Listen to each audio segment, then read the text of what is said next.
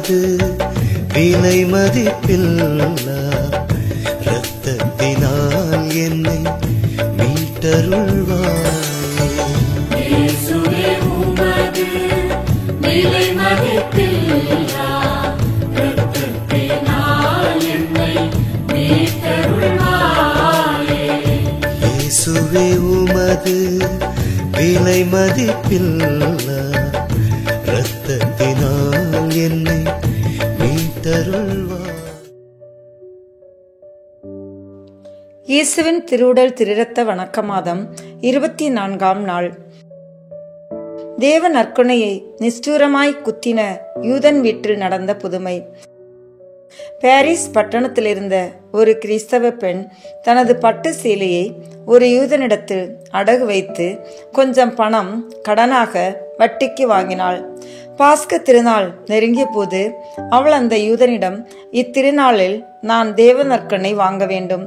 எனக்கு வேறு நல்ல சேலை இல்லாததினால் உன்னிடத்தில் அடகு வைத்த சேலையை நான் உடுத்தி கொண்டு போய் தேவ நற்கொணை வாங்கின பிறகு திரும்ப சேலையை உன் கையில் கொடுப்பேன் என்று சொன்னாள். அந்த யூதன் தேவ நற்கொணை என்ற வார்த்தையை கேட்டு, நீ சொல்லும் தேவ நற்கொணையை வாங்கியவுடன் அதை சேலைக்குள்ளே வைத்து எனக்கு கொண்டு வந்து கொடுப்பேன் என்று வாக்கு கொடுத்தாள். நான் அந்த சேலையை கொடுக்கிறதும் அல்லாமல் நீ கடனாக வாங்கின பணத்தையும் உனக்கு இனாமாக கொடுப்பேன். நீ இதற்கு சம்மதியாதிருந்தால் நான் சேலையை கொடுக்க மாட்டேன் என்று சொன்னான். துவக்கத்தில் அந்த கிறிஸ்தவ பெண் சம்மதியாதிருந்தாலும் சேலையின் பேரில் அவள் மிகவும் ஆசையாயிருந்ததினால் கடைசியில் சம்மதித்தாள். யூதன் அந்த சேலையை அவளுக்கு கொடுத்தான். மறுநாள் அவள் அதை உடுத்தி கொண்டு கோவிலுக்கு சென்று தேவ நற்கொணை வாங்கும்போது தன்னுடைய நாவல் குருவானவர் தேவ நற்கொணையை வைத்தவுடனே அவள் அதை எடுத்து சேலைக்குள் வைத்து கொண்டு அந்த யூதன் வீட்டுக்கு வந்து அவன் கையில் கொடுத்தாள். அந்த யூதன் கத்தியை கொண்டு அந்த தேவ நற்கொணையை குத்த துவங்கினான். அதனால் ஏற்பட்ட காயங்களிலிருந்து இரத்தம் வடிந்தது. கொடூர மனிதன் அதிக கோபம் கொண்டு அந்த திரு அப்பத்தை எரியும் நெருப்பில் போட முயன்றான். ஆனால் தேவ நற்கொணை நெருப்பில் விழுந்து போகாமல் மேலே பறந்து போவதைக் கண்டு அவன் அதை திரும்பவும் பிடித்து ஒரு கதவில் ஒரு ஆணியால் அறைந்து விட்டான். அந்த ஆணியினால் உண்டான காயத்தினின்று இரத்தம் திரளாய் சிந்தியது. அப்போது கர்வமடைந்த யூதன் தன் மனைவி மக்களை கூப்பிட்டு இந்த தேவ நற்கொணையை அவர்களுக்கு காண்பித்து, இதோ கிறிஸ்தவர்களுடைய தெய்வம், அவனை மறுபடியும் சிலுவையில் அறைந்தேன் பாருங்கள் என்றான். அவர்கள் அதை பார்த்து பயந்து திகிலடைந்து ஓடி போனார்கள். அவனுடைய மனைவி சற்று சுதாரித்து கொண்டு அவன் அருகில் வந்து அந்த கொடூரத்தை நிறுத்தும்படியாய் மிகவும் கெஞ்சி மன்றாடினாள். ஆனால் அவன் வெறிகொண்ட நாயைப் போல் கத்தி தன் மனைவியை துரத்திவிட்டு ஒரு மேசை கத்தியை கொண்டு மறுபடியும் முன்னையை பார்க்க அதிக கொடூரமாய் குத்தினான். அந்த தேவ நற்கொணை நின்று ஒவ்வொரு குத்துக்கும் இரத்தம் திரளாய் பீரிட்டு வந்தது. கடைசியில் யூதன் களைத்து இனி குத்த பலமற்றவனாய் அந்த தேவ நற்கொணையை எடுத்து கொதிக்கும் வெந்நீரில் பானையிலே போட்டான். உடனே நீரெல்லாம் இரத்தமாய் மாறினதும் அல்லாமல் கிறிஸ்துநாதர் சிலுவையில் அறையுண்ட காட்சி அவன் கண்ணுக்கு தெரிந்தது. இதெல்லாம் வீட்டுக்குள் நடக்கும்போது திருநாள் பூசைக்கு மணி அடித்ததினால் மக்கள் கூட்டமாக பூசைக்கு அடுத்த கோவிலுக்கு போனார்கள். அந்த யூதனுடைய மகன் வீட்டு வாசற்படியில் உட்கார்ந்து பூசைக்கு செல்லும் மகளை பார்த்து, ஐயோ, நீங்கள் வீணாய் கோவிலுக்கு போகிறீர்கள். இதோ என் தகப்பன் உங்கள் தேவனை பிடித்து கொலை செய்கிறார் என்று சொல்லிக் கொண்டிருந்தான். அந்த சிறு பிள்ளை சொல்வதை அநேகம் பேர்கள் கண்டுபிடிக்காமல் பொருட்படுத்தாமல் போய்விட்டார்கள். ஆனால் ஒரு பக்தியுள்ள பெண் அந்த வார்த்தைகளை கேட்டு பரிசுத்த ஆவியினால் ஏவப்பட்டு சீக்கிரமாய் தன் வீட்டுக்கு போய் ஒரு பாத்திரம் எடுத்துக்கொண்டு நெருப்பு எடுக்க போவது போல் யூதனுடைய வீட்டுக்குள்ளே நுழைந்தாள். அவள் அங்கே நடப்பதைக் கண்டு பயந்து மிகுந்த வணக்கத்துடனே முழங்காலில் இருந்து தான் கொண்டு வந்த பாத்திரத்தை நீட்டினாள். அப்போது தேவ நற்கொணை தேவ துரோகியான யூதன் கையிலிருந்து தப்பித்து கொண்டு மகிமையோடு பாத்திரத்தில் வந்து இறங்கிற்று. அவள் அதை மிகுந்த பக்தியோடும் பட்சத்தோடும் அனைத்தும் அருகாமையில் இருந்த புனித அருளப்பருடைய கோவிலுக்கு கொண்டு போய் அங்கிருந்த குருவானவரிடத்தில் கொடுத்தாள். இந்த புதுமை எங்கும் பிரபலமாகவே பாரிஸ் பட்டணத்தார் கூட்டமாய் தேவ நற்கனை ஆராதிக்க போனார்கள். அந்த துரோகியான யூதனின் மனைவியும் பிள்ளைகளும் மனம் திரும்பி கிறிஸ்தவர்களானார்கள். அவனோவென்றால் நீதிமன்றத்தினரால் பிடிக்கப்பட்டு சிறைச்சாலையில் போடப்பட்டு மனம் திரும்பாததினால் சாவுக்கு தீர்வையிடப்பட்டான். அந்த தேவ துரோகியான யூதன் வீடு இருந்த இடத்தில் ஒரு கோவிலையும் ஒரு சந்நியாசி மடத்தையும் கட்டினர். கிறிஸ்தவர்களே, அந்த பெண் தேவ நற்கொன்னையை யூதனுக்கு கொடுத்தாள். தேவ துரோகம் செய்கிறாள். சாவான பாவத்தில் இருக்கிற ஆத்மத்தில் பிசாசு குடிகொண்டிருக்கிறது. அப்படி இருக்க நன்மை வாங்குபவர்கள் நமது மீட்பராகிய இயேசு கிறிஸ்துநாதரே பிசாசுக்கு கையளிக்கிறார்கள். தேவ நற்கொன்னை காயங்களிலே நின்று இரத்தம் புறப்பட்டதை யூதன் பார்த்து பயந்து நிஷ்டூரத்தை விட்டுவிடாமல் அதிக கொடூரம் செய்தான் என்று நினைத்து ஆச்சரியப்படுவீர்கள். ஆயினும் கிறிஸ்தவர்களுக்குள்ளே எத்தனையோ பேர்கள் இப்படி நடக்கிறார்கள். எப்படியெனில், இயேசு கிறிஸ்துநாதர் தூணோடு கட்டப்பட்டு தாங்கள் செய்த பாவத்தினால் அடிபட்டு இரத்தம் சிந்தினார் என்று அறிந்தாலும் பயப்படாமலும் இரங்காமலும் மறுபடியும் அப்படிப்பட்ட பாவங்களை கட்டிக்கொள்ள துணிகிறார்கள். இயேசு கிறிஸ்துநாதரை தாங்கள் செய்கிற பல பாவங்களினால் இரும்பாணிகளை கொண்டு சிலுவையில் அறைகிறார்கள். இதை உணர்ந்து மறுபடியும் அப்படிப்பட்ட பாவங்கள் செய்வதை விட்டுவிட வேண்டும். தந்தை, மகன், தூய ஆவியின் பெயராலே ஆமென். நம்பிக்கை அறிக்கை. விண்ணகத்தையும் மண்ணகத்தையும் படைத்த எல்லாம் வல்ல தந்தையாகிய கடவுளை நம்புகின்றேன். அவருடைய ஒரே மகனாகிய நம் ஆண்டவர் இயேசு கிறிஸ்துவை நம்புகின்றேன். இவர் தூய ஆவியாரால் கருவுற்று கன்னி மரியாவிடமிருந்து பிறந்தார். போதிய குலத்தின் அதிகாரத்தில் பாடுபட்டு சிலுவையில் அறையப்பட்டு இறந்து அடக்கம் செய்யப்பட்டார். பாதாளத்தில் இறங்கி 3ஆம் நாள் இறந்தோரிடமிருந்து உயிர் தெழுந்தார். விண்ணகத்திற்கு எழுந்தருளி எல்லாம் வல்ல தந்தையாகிய கடவுளின் வலப்பக்கத்தில் வீற்றிருக்கின்றார். அங்கிருந்து வாழ்வோருக்கும் இறந்தோருக்கும் தீர்ப்பு வழங்க வருவார். தூய ஆவியாரை நம்புகின்றேன். புனித கத்தோலிக்க திருஅவையை நம்புகின்றேன். புனிதர்களின் உறவு ஒன்றிப்பை நம்புகின்றேன். பாவ மன்னிப்பை நம்புகின்றேன். உடலின் உயிர்ப்பை நம்புகின்றேன். நிலைவாழ்வை நம்புகின்றேன். ஆமென். விண்ணுலகில் இருக்கிற எங்கள் தந்தையே, உமது பெயர் தூயது என போற்ற பெறுக. உமது ஆட்சி வருக. உமது திருவுளம் விண்ணுலகில் நிறைவேறுவது போல மண்ணுலகிலும் நிறைவேறுக. எங்கள் அன்றாட உணவை இன்று எங்களுக்கு தாரும். எங்களுக்கு எதிராக குற்றம் செய்வோரை நாங்கள் மன்னிப்பது போல எங்கள் குற்றங்களை மன்னியும். எங்களை சோதனைக்கு உட்படுத்தாதேயும், தீமையிலிருந்து எங்களை விடுவித்தருளும். ஆமென். அருள் நிறைந்த மரியே வாழ்க. ஆண்டவர் உம்முடனே, பெண்களுக்குள் ஆசி பெற்றவர் நீரே. உம்முடைய திருவயிற்றின் கனியாகிய இயேசுவும் ஆசி பெற்றவரே. புனித மரியே, இறைவனின் தாயே, பாவிகளா இருக்கிற எங்களுக்காக இப்பொழுதும் எங்கள் இறப்பின் வேளையிலும் வேண்டிக் கொள்ளும். ஆமென். தந்தைக்கும் மகனுக்கும் தூய ஆவியாருக்கும் மாட்சி உண்டாகுக. தொடக்கத்தில் இருந்தது போல இப்பொழுதும் எப்பொழுதும் என்றென்றும் இருப்பதாக. ஆமென். இந்த முதலாம் தேவத ரகசியத்தில் தேவ நற்கருணையின் முன் அடையாளத்தை தியானிப்போம். தண்ணீரை திராட்சை ரசமாக மாற்றிய புதுமை. யோவான் எழுதிய நற்செய்தியிலிருந்து வாசகம். அதிகாரம் 2, இறை வார்த்தைகள் 1 முதல் 11 வரை. கானாவில் திருமணம். 3ஆம் நாள் கலிலியாவில் உள்ள கானாவில் திருமணம் ஒன்று நடைபெற்றது. இயேசுவின் தாயும் அங்கு இருந்தார். இயேசுவும் அவருடைய சீடரும் அத்திருமணத்திற்கு அழைப்பு பெற்றிருந்தனர். திருமண விழாவில் திராட்சை ரசம் தீர்ந்து போகவே இயேசுவின் தாய் அவரை நோக்கி, திராட்சை ரசம் தீர்ந்து விட்டது என்றார். இயேசு அவரிடம், அம்மா, அதை பற்றி நாம் என்ன செய்ய முடியும்? எனது நேரம் இன்னும் வரவில்லையே என்றார். இயேசுவின் தாய் பணியாளரிடம், அவர் உங்களுக்கு சொல்வதெல்லாம் செய்யுங்கள் என்றார். யூதரின் தூய்மை சடங்குக்கு தேவையான 6 கல் தொட்டிகள் அங்கே இருந்தன. அவை ஒவ்வொன்றும் 2-3 குடம் தண்ணீர் கொள்ளும். இயேசு அவர்களிடம், இத்தொட்டிகளில் தண்ணீர் நிரப்புங்கள் என்று கூறினார். அவர்கள் அவற்றை விளிம்பு வரை நிரப்பினார்கள். பின் அவர், இப்போது மொண்டு பந்தி மேற்பார்வையாளரிடம் கொண்டு போங்கள் என்று அவர்களிடம் கூறினார். அவர்களும் அவ்வாறே செய்தார்கள்.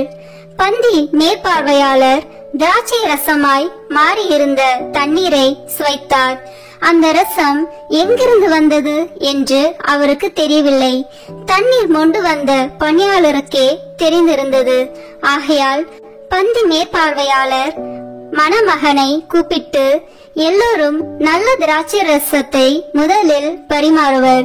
யாவரும் விருப்பம் போல குடித்த பின் தரம் குறைந்த ரசத்தை பரிமாறுவர். நீர் நல்ல ரசத்தை இதுவரை பரிமாறாமல் ஏன் வைத்திருந்தீர் என்று கேட்டார். இதுவே இயேசு செய்த முதல் அரும் அடையாளம். இது கலிலியாவில் உள்ள கானாவில் நிகழ்ந்தது. இதன் வழியாக அவர் தம் மாட்சியை வெளிப்படுத்தினார். அவருடைய சீடரும் அவரிடம் நம்பிக்கை கொண்டனர். ஆண்டவரின் அருள்வாக்கு. இறைவனுக்கு நன்றி. இதிலிருந்து நாம் கடைபிடிக்க வேண்டிய புண்ணியம், பங்கேற்பு மற்றும் ஈடுபாடு. விண்ணுலகில் இருக்கிற எங்கள் தந்தையே, உமது பெயர் தூயது என போற்ற பெறுக. உமது ஆட்சி வருக. உமது திருவுளம் விண்ணுலகில் நிறைவேறுவது போல மண்ணுலகிலும் நிறைவேறுக. எங்கள் அன்றாட உணவை இன்று எங்களுக்கு தாரும். எங்களுக்கு எதிராக குற்றம் செய்வோரை நாங்கள் மன்னிப்பது போல எங்கள் குற்றங்களை மன்னியும்.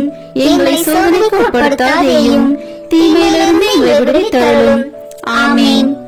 அருள் நிறைந்த மரியே வாழ்க. ஆண்டவர் உம்முடனே, பெண்களுக்குள் ஆசி பெற்றவர் நீரே. உம்முடைய திருவயிற்றின் கனியாகிய இயேசுவும் ஆசி பெற்றவரே.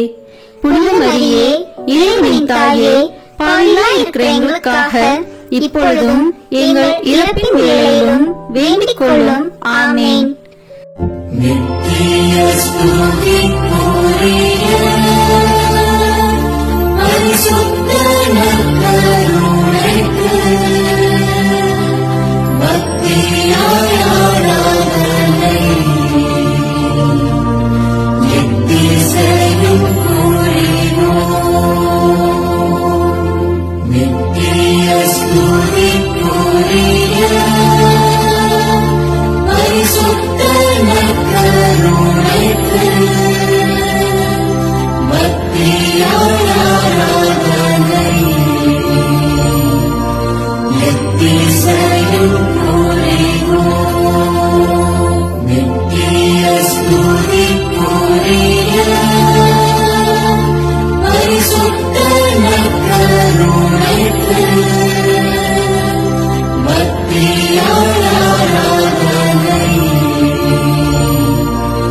எத்திசையும் புரிவோம். தந்தைக்கும் மகனுக்கும் தூய ஆவியாருக்கும் மாட்சி உண்டாகுக. தொடக்கத்தில் இருந்தது போல இப்பொழுதும் எப்பொழுதும் என்றென்றும் இருப்பதாக. ஆமேன்.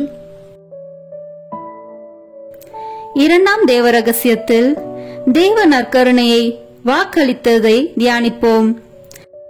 5 அப்பம் பழுகியது. யோவான் எழுதிய நற்செய்தியிலிருந்து வாசகம். அதிகாரம் 6, இறை வார்த்தைகள் 1 முதல் 13 வரை. அப்பம் பகிர்ந்தளித்தல். இயேசு கலிலேய கடலை கடந்து மறுகரைக்கு சென்றார். அதற்கு திபேரிய கடல் என்றும் பெயர் உண்டு. உடல் நலம் அற்றோருக்கு அவர் செய்து வந்த அரும் அடையாளங்களை கண்டு மக்கள் பெருந்திரளாய் அவரை பின்தொடர்ந்தனர். இயேசு மலை மேல் ஏறி தம் சீடரோடு அமர்ந்தார். யூதருடைய பாஸ்கா விழா அண்மையில் நிகழவிருந்தது. இயேசு நிமிர்ந்து பார்த்து மக்கள் பெருந்திரளாய் அவரிடம் வருவதைக் கண்டு, இவர்கள் உண்பதற்கு நாம் எங்கிருந்து அப்பம் வாங்கலாம் என்று பிலிப்பிடம் கேட்டார். தாம் செய்ய போவதை அறிந்திருந்தும் அவரை சோதிப்பதற்காகவே இக்கேள்வியை கேட்டார். பிலிப்பு மறுமொழியாக, 200 தென்னாரியத்திற்கு அப்பம் வாங்கினாலும் ஆளுக்கு ஒரு சிறு துண்டும் கிடைக்காதே என்றார். அவருடைய சீடருள் ஒருவரும் சீமோன் பேதுருவின் சகோதரமான அந்திரேயா, இங்கே சிறுவன் ஒருவன் இருக்கிறான், அவனிடம் 5 வற்கோதுமை அப்பங்களும் 2 மீன்களும் உள்ளன, ஆனால் இத்தனை பேருக்கு இவை எப்படி போதும் என்றார். இயேசு, மக்களை அமரச் செய்யுங்கள் என்றார். அப்பகுதி முழுவதும் புல்தரையாய் இருந்தது. அமர்ந்திருந்த ஆண்களில் எண்ணிக்கை ஏறக்குறைய 5000. இயேசு அப்பங்களை எடுத்து கடவுளுக்கு நன்றி செலுத்தி அமர்ந்திருந்தோருக்கு கொடுத்தார். அவ்வாறே மீன்களையும் பகிர்ந்தளித்தார். அவர்களுக்கு வேண்டிய மட்டும் கிடைத்தது. அவர்கள் வயிறார உண்டபின், ஒன்று வீணாகாதபடி எஞ்சிய துண்டுகளை சேர்த்து வையுங்கள் என்று தம் சீடரிடம் கூறினார். மக்கள் உண்டபின் 5 வற்கோதுமை அப்பத்திலிருந்து எஞ்சிய துண்டுகளை சேர்த்து சீடர்கள் 12 கூடைகளில் நிரப்பினார்கள். ஆண்டவரின் அருள்வாக்கு. இறைவனுக்கு நன்றி.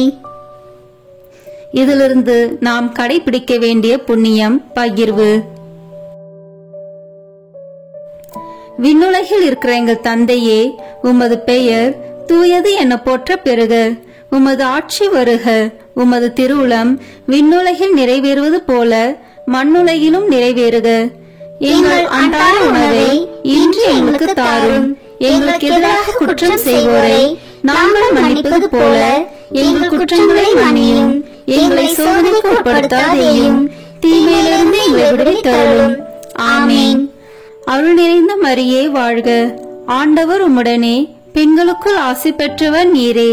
உம்முடைய திருவயிற்றின் கனியாகிய இயேசுவும் ஆசி பெற்றவரே.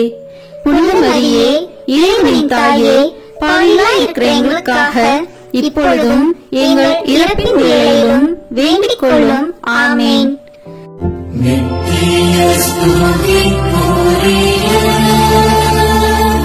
பரிசுத்த நற்கருணைக்கு பக்தியாய் ஆராதனை எத்திசையும் புரிவோம். நித்திய ஸ்துதிக்குரிய பரிசுத்த நற்கருணைக்கு பக்தியாய் ஆராதனை எத்திசையும் புரிவோம். நித்திய ஸ்துதிக்குரிய பரிசுத்த நற்கருணைக்கு பக்தியாய் ஆராதனை எத்திசையும் புரிவோம். தந்தைக்கும் மகனுக்கும் தூய ஆவியாருக்கும் மாட்சி உண்டாகுக. தொடக்கத்தில் இருந்தது போல இப்பொழுதும் எப்பொழுதும் என்றென்றும் இருப்பதாக. ஆமேன். இந்த 3ஆம் தேவ ரகசியத்தில் தேவ நற்கருணையை நிறுவியதை தியானிப்போம். கடைசி ராவுணவு. மார்க்கு நற்செய்தியிலிருந்து வாசகம்.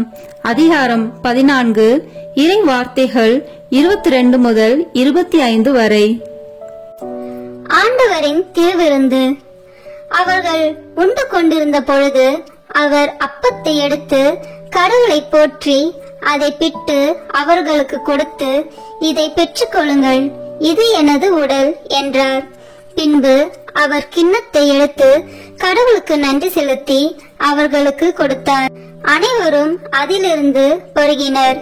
அப்பொழுது அவர் அவர்களிடம், இது எனது உடன்படிக்கையின் இரத்தம், பலருக்காக சிந்தப்படும் இரத்தம். இனிமேல் இறையாட்சி வரும் அந்நாளில்தான் நான் திராட்சை பழ ரசத்தை குடிப்பேன். அதுவரை ஒருபோதும் குடிக்க மாட்டேன் என உறுதியாக உங்களுக்கு சொல்கிறேன் என்றார். ஆண்டவரின் அருள்வாக்கு. இறைவனுக்கு நன்றி. இந்த வாசகத்திலிருந்து நாம் கடைபிடிக்க வேண்டிய புண்ணியம் சுய தியாகம். விண்ணுலகில் இருக்கிற எங்கள் தந்தையே, உமது பெயர் தூயது என போற்ற பெறுக. உமது ஆட்சி வருக. உமது திருவுளம் விண்ணுலகில் நிறைவேறுவது போல மண்ணுலகிலும் நிறைவேறுக. எங்கள் அன்றாட உணவை இன்று எங்களுக்கு தாரும். எங்களுக்கு எதிராக குற்றம் செய்வோரை நாங்கள் மன்னிப்பது போல எங்கள் குற்றங்களை மன்னியும். எங்களை சோதனைக்கு உட்படுத்தாதேயும், தீமையிலிருந்து எங்களை விடுவித்தருளும். ஆமேன். அருள் நிறைந்த மரியே வாழ்க. ஆண்டவர் உம்முடனே, பெண்களுக்குள் ஆசி பெற்றவர் நீரே. உம்முடைய திருவயிற்றின் கனியாகிய இயேசுவும் ஆசி பெற்றவரே. புனித மரியே, இறைவனின் தாயே, பாவிகளாய் இருக்கிற எங்களுக்காக இப்பொழுதும் எங்கள் இறப்பின் வேளையிலும் வேண்டிக் கொள்ளும். ஆமேன். நித்திய ஸ்துதிக்குரிய பரிசுத்த நற்கருணைக்கு பக்தியாய் ஆராதனை எத்திசையும் புரிவோம். நித்திய ஸ்துதிக்குரிய பரிசுத்த நற்கருணைக்கு பக்தியாய் ஆராதனை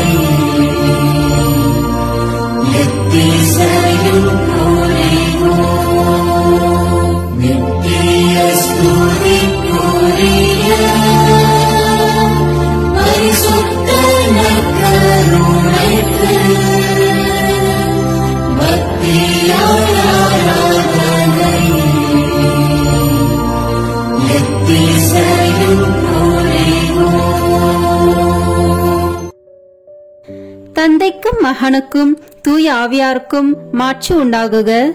தொடக்கத்தில் இருந்தது போல இப்பொழுதும் எப்பொழுதும் என்றென்றும் இருப்பதாக. ஆமேன். நான்காம் தேவ ரகசியத்தில் தேவ நற்கருணையை கொண்டாடியதை தியானிப்போம். எம்மாவு சீடர்கள். லூக்கா நற்செய்தியிலிருந்து வாசகம். அதிகாரம் 24, இறை வார்த்தைகள் 13 முதல் 35 வரை. எம்மாவு வழியில் சீடரை சந்தித்தல்.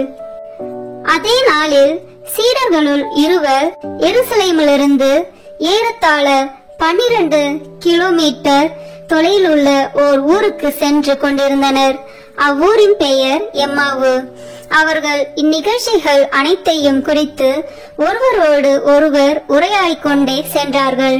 இப்படி அவர்கள் உரையாடிக் கொண்டும் வினவிக் கொண்டும் சென்ற போது இயேசு நெருங்கி வந்து அவர்களோடு நடந்து சென்றார். ஆனால் அவர் யார் என்று அறிந்து உணர முடியாதவாறு அவர்கள் கண்கள் மறைக்கப்பட்டிருந்தன. அவர் அவர்களை நோக்கி, வழி நெடுகிலும் நீங்கள் ஒருவரோடு ஒருவர் பேசிக் கொண்டிருப்பது என்ன என்று கேட்டார். அவர்கள் முகவாட்டத்தோடு நின்றார்கள். அவர்களுள் கிளையோப்பா என்னும் பெயருடைய ஒருவர் அவரிடம் மறுமொழியாக, எருசலேமில் தங்கியிருப்பவர்களுள் உமக்கு மட்டும்தான் இந்நாளில் நிகழ்ந்தவை தெரியாதோ என்றார். அதற்கு அவர் அவர்களிடம், என்ன நிகழ்ந்தது என்று கேட்டார்.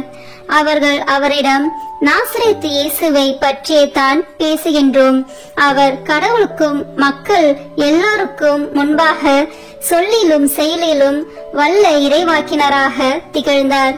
அவர் இஸ்ரேலை மீட்கப் போகிறார் என்று நாங்கள் எதிர்பார்த்திருந்தோம். ஆனால் தலைமை குருக்களும் ஆட்சியாளர்களும் அவருக்கு மரண தண்டனை விதித்து சிலுவையில் அறைந்தார்கள். இவையெல்லாம் நிகழ்ந்து இன்றோடு 3 நாட்கள் ஆகின்றன.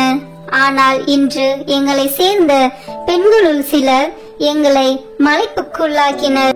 அவர்கள் விடியற் காலையில் கல்லறைக்கு சென்றார்கள். அவருடைய உடலை காணாது திரும்பி வந்து வானதூதர்களை கண்டதாகவும் இயேசு உயிரோடு இருக்கிறார் என்று அவர்கள் கூறியதாகவும் சொன்னார்கள். எங்களோடு இருந்தவர்களுள் சிலரும் கல்லறைக்கு சென்று அப்பெண்கள் சொன்னவாறே இருக்க கண்டனர். ஆனால் அவர்கள் இயேசுவை காணவில்லை என்றார்கள். இயேசு அவர்களை நோக்கி, அறிவிலிகளே, இறைவாக்கினர் உரைத்த எல்லாவற்றையும் நம்ப இயலாத மந்த உள்ளத்தினரே, மெசியா நாம் மாட்சி அடைவதற்கு முன் இத்துன்பங்களை பட வேண்டுமல்லவா என்றார். மேலும் மோசே முதல் இறைவாக்கினர் வரை அனைவரின் நூல்களிலும் தம்மை குறித்து எழுதப்பட்ட யாவற்றையும் அவர் அவர்களுக்கு விளக்கினார். அவர்கள் தாங்கள் போக வேண்டிய ஊரை நெருங்கி வந்தார்கள். அவரோ அதற்கு அப்பால் போகிறவர் போல காட்டிக்கொண்டார். அவர்கள் அவரிடம், எங்களோடு தங்கும், ஏனெனில் மாலை நேரம் ஆயிற்று, பொழுதும் போயிற்று என்று கூறி கட்டாயப்படுத்தி அவரை இணங்க வைத்தார்கள். அவர் அங்கு தங்குமாறு அவர்களோடு சென்றார். அவர்களோடு அவர் பந்தியில் அமர்ந்திருந்த போது அப்பத்தை எடுத்து கடவுளை போற்றி பிட்டு அவர்களுக்கு கொடுத்தார். அப்போது அவர்கள் கண்கள் திறந்தன. அவர்களும் அவரை அடையாளம் கண்டு கொண்டார்கள். உடனே அவர் அவர்களிடமிருந்து மறைந்து போனார். அப்போது அவர்கள் ஒருவரை ஒருவர் நோக்கி, வழியிலே அவர் நம்மோடு பேசி மறைநூலை விளக்கும் போது நம் உள்ளம் பற்றி எரியவில்லையா என்று பேசிக் கொண்டார்கள். அந்நேரமே அவர்கள் புறப்பட்டு எருசலேமுக்கு திரும்பி போனார்கள். அங்கே 11 அவர்களோடு இருந்தவர்களுள் குழுமி இருக்க கண்டார்கள்.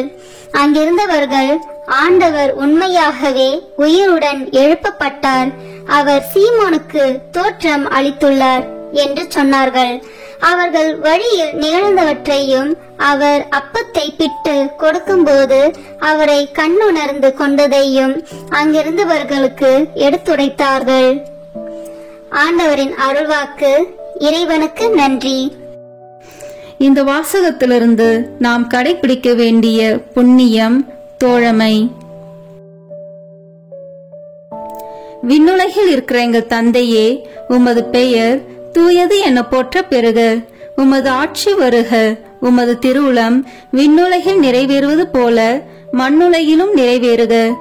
எங்கள் அன்றாட உணவை இன்று எங்களுக்கு தாரும். எங்களுக்கு எதிராக குற்றம் செய்வோரை நாங்கள் மன்னிப்பது போல எங்கள் குற்றங்களை மன்னியும். எங்களை சோதனைக்கு உட்படுத்தாதேயும், தீமையிலிருந்து எங்களை விடுவித்தருளும். ஆமேன். அருள் நிறைந்த மரியே வாழ்க. ஆண்டவர் உம்முடனே, பெண்களுக்குள் ஆசி பெற்றவர் நீரே. உம்முடைய திருவயிற்றின் கனியாகிய இயேசுவும் ஆசி பெற்றவரே. புனித மரியே, இறைவனின் தாயே, பாவிகளாய் இருக்கிற எங்களுக்காக இப்பொழுதும் எங்கள் இறப்பின் வேளையிலும் வேண்டிக் கொள்ளும். ஆமேன். நித்திய ஸ்துதிக்குரிய பரிசுத்த நற்கருணைக்கு பக்தியாய் ஆராதனை எத்திசையும் புரிவோம். நித்திய ஸ்துதிக்குரிய பரிசுத்த நற்கருணைக்கு பக்தியாய் ஆராதனை எத்திசையும் புரிவோம். நித்திய ஸ்துதிக்குரிய பரிசுத்த நற்கருணைக்கு பக்தியாய் ஆராதனை எத்திசையும் புரிவோம். தந்தைக்கும் மகனுக்கும் தூய ஆவியாருக்கும் மாட்சி உண்டாகுக. தொடக்கத்தில் இருந்தது போல இப்பொழுதும் எப்பொழுதும் என்றென்றும் இருப்பதாக. ஆமேன். 5ஆம் தேவ ரகசியம். இன்று தேவ நற்கருணையில் இயேசுவின் பிரசனம். உலகம் முடியும் வரை எந்நாளும் உங்களோடு இருக்கிறேன். மத்தேயு எழுதிய நற்செய்தி நூலிலிருந்து வாசகம். அதிகாரம் 28, இறை வார்த்தைகள் 16 முதல் 20 வரை. இயேசு சீடருக்கு கட்டளை கொடுத்து அனுப்புதல். 11 சீடர்களும் இயேசு தங்களுக்கு பணித்தபடியே கலிலேயாவில் உள்ள ஒரு மலைக்கு சென்றார்கள். அங்கே அவரை கண்டு பணிந்தார்கள். சிலரோ ஐயமுற்றார்கள். இயேசு அவர்களை அணுகி, விண்ணுலகிலும் மண்ணுலகிலும் அனைத்து அதிகாரமும் எனக்கு அருளப்பட்டிருக்கிறது. எனவே நீங்கள் போய் எல்லா மக்கள் இனத்தாரையும் சீடராக்குங்கள். தந்தை, மகன், தூய ஆவியார் பெயரால் திருமுழுக்கு கொடுங்கள். நான் உங்களுக்கு கட்டளையிட்ட யாவையும் அவர்களுக்கு கடைபிடிக்கும்படி கற்பியுங்கள். இதோ உலக முடியும் வரை எந்நாளும் நான் உங்களுடன் இருக்கின்றேன் என்று கூறினார். ஆண்டவரின் அருள்வாக்கு. இறைவனுக்கு நன்றி. இதிலிருந்து நாம் கடைபிடிக்க வேண்டிய புண்ணியம் சேவை. விண்ணுலகில் இருக்கிற எங்கள் தந்தையே, உமது பெயர் தூயது என போற்ற பெறுக. உமது ஆட்சி வருக. உமது திருவுளம் விண்ணுலகில் நிறைவேறுவது போல மண்ணுலகிலும் நிறைவேறுக. எங்கள் அன்றாட உணவை இன்று எங்களுக்கு தாரும். எங்களுக்கு எதிராக குற்றம் செய்வோரை நாங்கள் மன்னிப்பது போல எங்கள் குற்றங்களை மன்னியும். எங்களை சோதனைக்கு உட்படுத்தாதேயும், தீமையிலிருந்து எங்களை விடுவித்தருளும். ஆமேன். அருள் நிறைந்த மரியே வாழ்க. ஆண்டவர் உம்முடனே, பெண்களுக்குள் ஆசி பெற்றவர் நீரே. உம்முடைய திருவயிற்றின் கனியாகிய இயேசுவும் ஆசி பெற்றவரே. புனித மரியே, இறைவனின் தாயே, பாவிகளாய் இருக்கிற எங்களுக்காக இப்பொழுதும் எங்கள் இறப்பின் வேளையிலும் வேண்டிக் கொள்ளும். ஆமேன். நித்திய ஸ்துதிக்குரிய பரிசுத்த நற்கருணைக்கு பக்தியாய் ஆராதனை எத்திசையும் புரிவோம். நித்திய ஸ்துதிக்குரிய பரிசுத்த நற்கருணைக்கு பக்தியாய் ஆராதனை எத்திசையும் புரிவோம். நித்திய ஸ்துதிக்குரிய பரிசுத்த நற்கருணைக்கு பக்தியாய் ஆராதனை எத்திசையும் புரிவோம். தந்தைக்கும் மகனுக்கும் தூய ஆவியாருக்கும் மாட்சி உண்டாகுக. தொடக்கத்தில் இருந்தது போல இப்பொழுதும் எப்பொழுதும் என்றென்றும் இருப்பதாக. ஆமேன். இறுதி ஜெபம். நற்கருணை மாதாவே, ஆமேன்.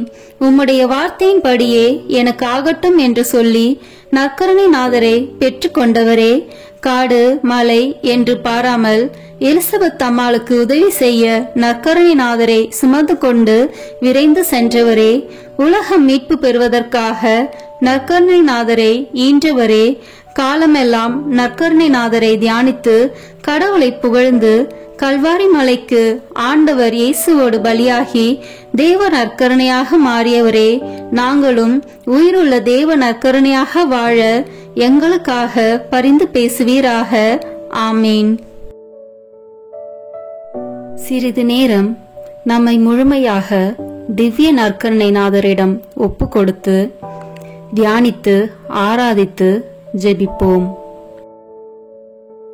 இயேசு கிறிஸ்து பேசுகிறார். ஆத்துமமே, நீ நமக்கு பிரியப்பட்டத்தக்கதாக அநேக காரியங்களை அறிந்திருப்பது அவசரமல்ல. நம்மை உருக்கமாய் சிநேகிப்பதே போதும். உன் பிரிய சிநேகத்தோடு சம்பாஷிப்பது போல இப்போது நம்மோடு பேசுவாயாக. யாரை பற்றியாவது நம்மிடத்தில் மனு பேச வேண்டியதுண்டா? உன் உற்றார் உறவின் முறையார், சகோதரர் சகோதரிகளுடைய பேரென்ன? அவர்களின் ஒவ்வொருவருக்கும் நாம் என்ன செய்ய வேண்டுமென்கிறாய்? அவர்களுக்கு வேண்டிய காரியங்களை எல்லாம் நம்மிடத்தில் கேள். ஏனென்றால் தங்கள் சுயநலத்தை மறந்து புறத்தியருடைய நன்மையை நாடியிருக்கிற தயால சர்க்குணமுள்ள ஆத்துமங்கள் நமக்கு மிகவும் பிரியம். எந்த ஏழைக்கு நாம் இரக்கம் செய்ய வேண்டும் என்கிறாய்? அங்கே ஒரு வியாதியஸ்தன் மிகவும் துன்பப்படுகிறதாக நீ பார்த்தாயே, அவன் யார்? எந்த பாவி மனம் திரும்ப வேண்டும் என்று கேட்கிறாய்? யாரோடே இப்போது நீ சமாதானமாய் போக வேண்டும் என்கிறாய்? அவர்களுக்காக இப்போது சற்று நேரம் பக்தியோடு வேண்டிக்கொள். இருதய பற்றுதலோடு ஜெபிக்கப்படும் ஜெபங்களை எல்லாம் கேட்டருள்வோம் என்று நாம் வாக்குறுதியாக திருவுளம் பற்றியிருக்கிறோமே. அப்படியே சிநேகிதர் ஒவ்வொருவருக்காக ஒப்பு கொடுக்கிற ஜெபம் இருதய உருக்கம் அமைந்த ஜெபம் அல்லவா? இதற்கு நாம் இரக்கம் காட்டாமல் இருப்பேனோ? உமக்காக ஏதாவது நன்மை வரப்பிரசாதம் நீ கேட்க வேண்டியதில்லையா? உனக்கு பிரியமானால் உன் ஆத்மத்தில் உள்ள குறைகளை எல்லாம் எழுதி கொண்டு வந்து நமது சமூகத்தில் வாசித்து காட்டு.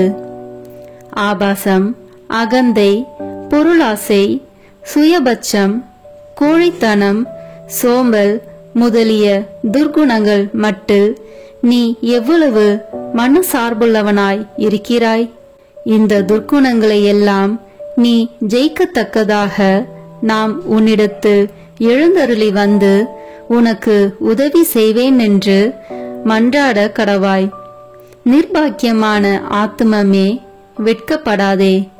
ஏனென்றால் முதலில் இப்பேற்பட்ட துர்கணங்களுக்குள்ளாயிருந்த அநேகர் உருக்கமாய் மன்றாடி கேட்டுக்கொண்டபடியால் நமது உதவியை கொண்டு அவர்கள் அந்த குற்றங்களை கொஞ்சம் கொஞ்சமாய் ஜெயித்து ஜெயசீலராகி இப்போது முத்தி முடித்தரித்த அச்சிஷ்டவர்களாக மோட்ச ராஜ்யத்தில் வீற்றிருக்கிறார்கள். புத்தி, ஞானம், தேர்ச்சி, உடல் நலம் முதலிய பிரபஞ்ச நன்மைகளையும் நம்மிடத்தில் கேட்க நீ கூச்சப்படாதே. அவைகளை எல்லாம் நாம் கொடுக்க சித்தமாயிருக்கிறோம். அவைகளால் உன் ஆத்மம் அதிக பரிசுத்தமாக கூடுமானால் அவைகளை உனக்கு கட்டளையிட்டருள்வோம். ஆத்மமே, இன்றைக்கு உனக்கு என்னென்ன வேணும்? உனக்கு நன்மை செய்ய நாம் எவ்வளவோ ஆசைப்படுகிறோம். உனக்கு ஓயாத கவலையை உண்டு பண்ணுகிற அலுவல் ஏதாவது உண்டா? அதை நமக்கு விவரமாய் சொல். அந்த அலுவலை பற்றி நீ என்ன நினைக்கிறாய்? அதில் என்னென்ன பிரயோஜனம் வருமென்று நம்பியிருக்கிறாய்? உன் உற்றார், உறவினர், முறையார், பெற்றோர், பெரியோருக்கு பிரியப்படுகிறதற்காக எதை செய்கிறாய்? அதனால் அவர்களுக்கு என்ன நன்மை செய்யலாம் என்று எண்ணியிருக்கிறாய்? நமக்காக நீ ஏதாகிலும் செய்ய மாட்டாயா? உன் உறவின் முறையார், சிநேகிதர் நம்மை மறந்து போகிறார்களே, அவர்களுடைய ஆத்மங்களுக்கு வேண்டிய நன்மை செய்ய உனக்கு மனதில்லையா? எந்த விஷயத்தில் அதிக அக்கறையாய் அல்லது கரிசனத்தோடு உழைத்து வேலை செய்கிறாய்? எந்தெந்த முகாந்தரத்தை பற்றி நீ அதிலே ஓயாத சிந்தனையாயிருக்கிறாய்? அதற்காக நீ பிரயோகித்து கொள்ள நினைக்கும் உபாயங்கள் என்ன? உனது சுக துக்கங்களையும் சலிப்பு சஞ்சலங்களையும் நமக்கு சொல்லிக் காட்டு. அவற்றின் காரணத்தை உனக்கு விளக்கி காண்பிப்போம். உன் ஏற்பாடு பிரயத்தனங்களில் யாருடைய உதவியை நீ கோரிக்கையாயிருக்கிறாய்? சகல இதயங்களுக்கும் எஜமான் நாம் அல்லவா? நமது இஷ்டம் போல் அவைகளை படிப்படியாய் இலகி வசப்படுத்துவோம். உன் கோரிக்கை பிரயத்தனங்களுக்கு உதவியானவர்களை உன் கிட்டே கொண்டு வந்து விடுவோம். ஆத்துமமே, உனக்கு ஏதாவது தொல்லை தொந்தரவுகள் உண்டா? அதன் விபரத்தை நமக்கு வெளிப்படுத்து. நீ ஏன் சலிப்பாயிருக்கிறாய்? உனக்கு கஷ்டி வருவிப்பது யார்? உன்னை நிந்தைக்கு வேதனைப்படுத்தியவர் யார்?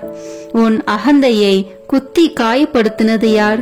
அப்படிப்பட்டவர்கள் எல்லாரும் நீ பொறுத்தல் கொடுக்கிறாய் என்றும் அந்த குறைகளை முழுவதும் மறந்து விடுவாய் என்றும் உறுதியாய் சொல்லி அவர்களுக்காக வேண்டிக்கொள்.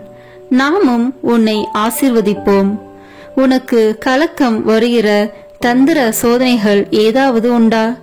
காரணமில்லாத பயம் சில விசை உன் இருதயத்தை கலங்கி அடிக்கிறதா? ஆத்மமே, பயப்படாதே, நமது பேரில் நம்பிக்கையாயிரு.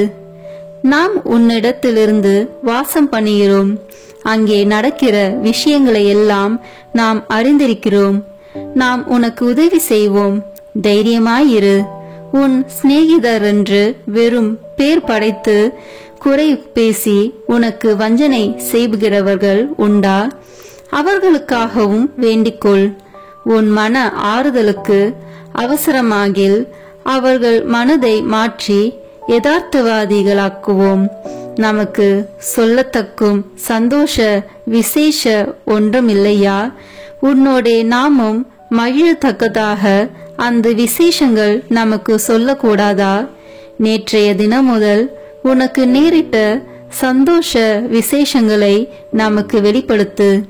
நீ நினையாத சமயத்தில் உன்னை சந்திக்க வந்த ஒரு சிநேகிதரால் நீ அடைந்த சந்தோஷமும் உனக்கிருந்த அச்சம் சலிப்புகள் நீங்கி உனக்கு உண்டான ஆறுதல் அகமகிழ்ச்சியும் சிநேகமேரையாய் உனக்கு கிடைத்த கடிதமும் சந்திப்பு சமான்களால் வந்த அக்களிப்பும் இவைகளெல்லாம் நம்மாலேதான் உனக்கு அனுப்பப்பட்டன. ஆத்துமமே, இவைகளுக்காக நீ ஏன் நன்றியறிதல் காண்பிக்கிறதில்லை? சுவாமி, நன்றி அறிந்திருக்கிறேன், உமது திருநாமம் வாழ்த்தப்படத்தக்க கடவது என்று ஏன் சொல்லுகிறதில்லை? நன்றி அறிதல் அதிகமான நன்மையை விளைவிக்குமே. உபகாரம் மறைக்கப்படாதிருப்பதை காண்பது உபகாரிக்கு அதிக உதார குணத்தை வருவிக்கும் அல்லவா? நமக்கு நீ செய்ய விரும்பும் வாக்கு தத்தங்கள் ஏதாவது உண்டா? உன் இருதய அந்தரங்களெல்லாம் நமக்கு நன்றாய் தெரிந்திருக்கிறது. பிறரை நீ எய்த்து போட்டாலும் உன் ஆண்டவராகிய நம்மை எய்க்க முடியாது. ஆகையால் ஆத்துமமே, உன்னை யதார்த்தத்துடன் நமது சமூகத்தில் சஞ்சரிப்பாயாக. அந்த பாவ சமயத்தை விலக்கிவிட தீர்மானித்திருக்கிறாயா? உன் ஆத்துமத்துக்கு பொல்லாயிருக்கிற அந்த பொருளை விட்டு விடுவாயா? உன் மனரூபிகரத்தை வீணாய் குழப்பிக் கொண்டிருக்கிற அந்த கெட்ட புத்தகத்தை இனி வாசியாமல் தள்ளி போடுவாயா? உன் ஆத்தும சமாதானத்துக்கு விக்கனமாயிருக்கிற இந்நீராருடைய சகவாசத்தை விட்டு விடுவாயா? உனக்கு பொல்லாப்பு செய்கிறவர்களுக்கு எப்படி தயை சந்தகுணம் காண்பிக்க வேண்டுமென்று நம்மிடத்தில் கற்றறிந்து கொள். ஆத்துமமே, உனக்கு ஆசீர்வாதம். இப்போது நீ போய் உன் வேலைகளை செய். ஒழுங்கு போல் மௌனமாயிரு, அடக்க ஒடுக்கமாயிரு, கீழ்ப்படிதல் உள்ளவனாயிரு, பிற சிநேகம் உள்ளவனாயிரு. அமலோற்பவ மாதாவை அதிக அன்போடு நேசித்திரு. நாளைக்கு திரும்ப வா. வரும்போது உன் இதயம் அதிக பக்தி பற்றுதல் அமைந்ததாய் இருக்கும்படி பார்த்துக்கொள். இனி உன் இதயம் நம்மையில் சார்ந்ததுமாய் நன்மை செய்ய அதிக உறுதியான தீர்மானமுள்ளதுமாய் மாற்றியிருக்க வேண்டும். நாளைக்கு சில புதுவர பிரசாதங்களையும் நன்மைகளையும் உனக்கு கட்டளையிட சித்தமாயிருக்கிறோம்.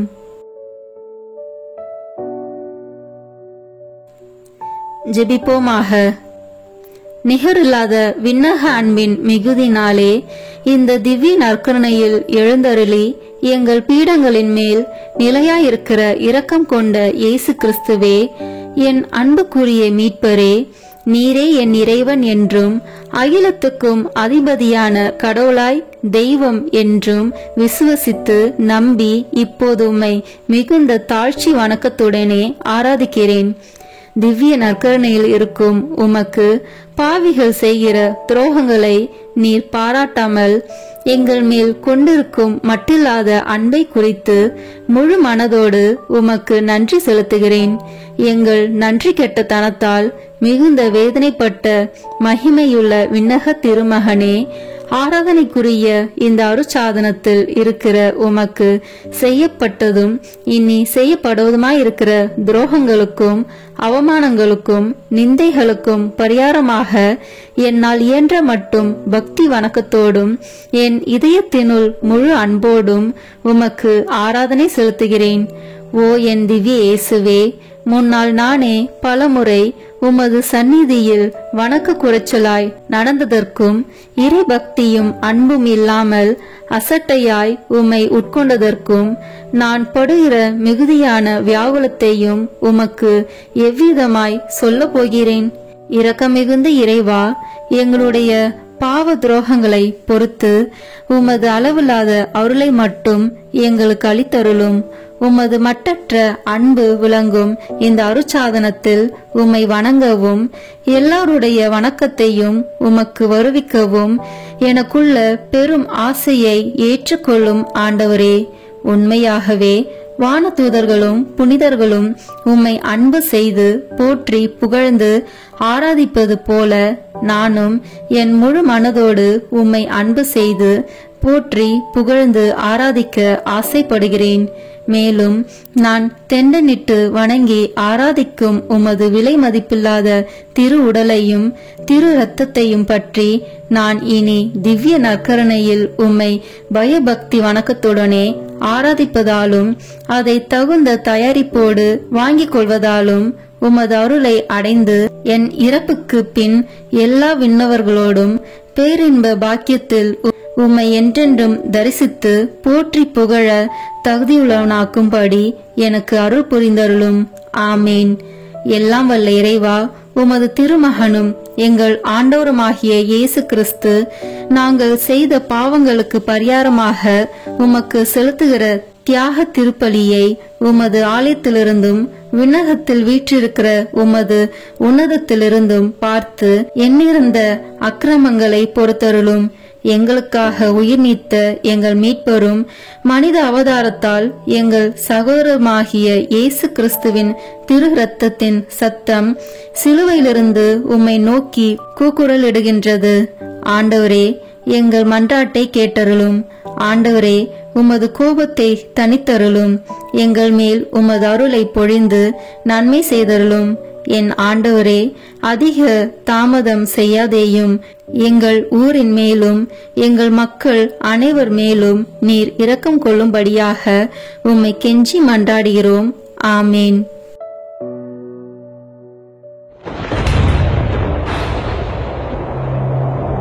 கல்வாரி மலையில்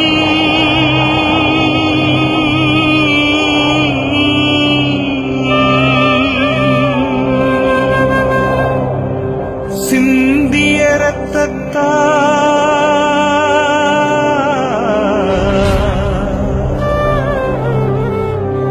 என்னை கழுவும் இயேசுவே,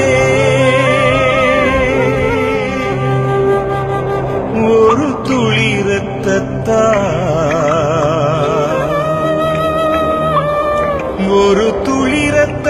இரத்தத்தால் என்னை கழுவும் இயேசுவே.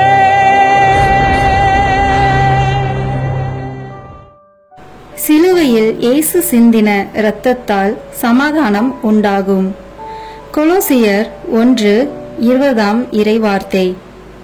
இப்போது நாம் இணைந்து இயேசுவின் திரு இரத்தத்தை நோக்கி நம்மை முழுவதும் ஒப்பு கொடுக்கும் ஜெபத்தை சொல்வோம்.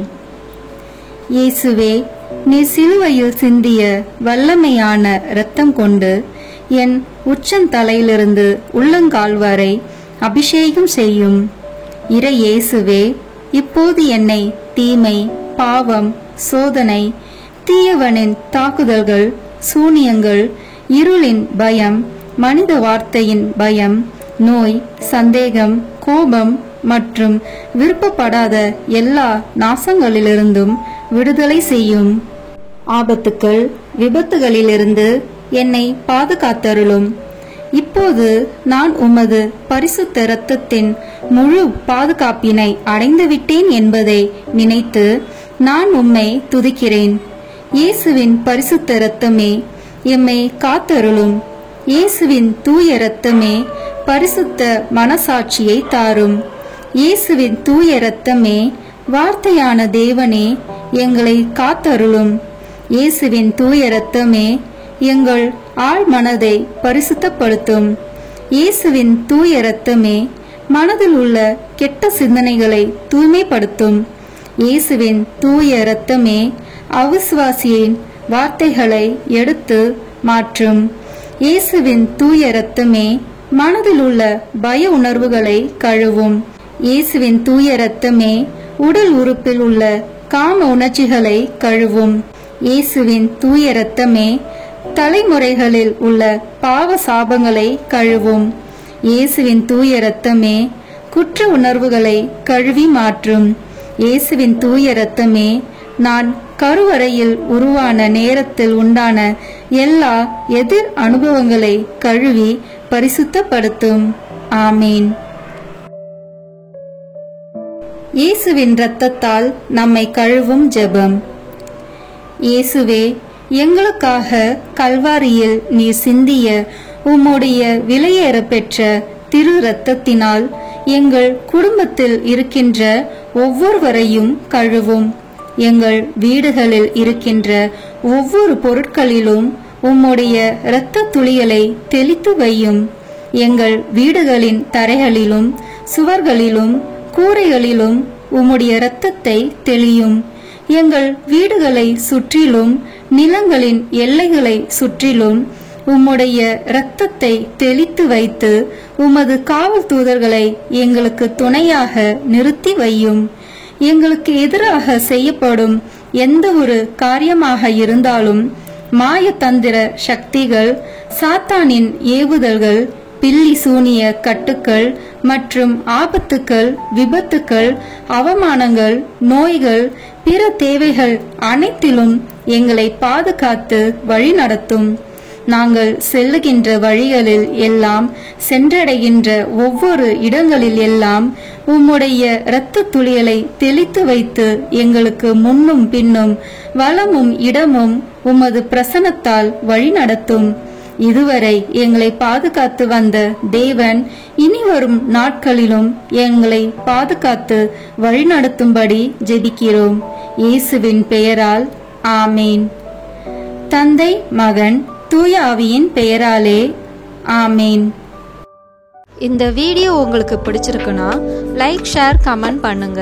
மறக்காம சப்ஸ்கிரைப் பட்டன் பிரஸ் பண்ணுங்க. தேங்க்யூ.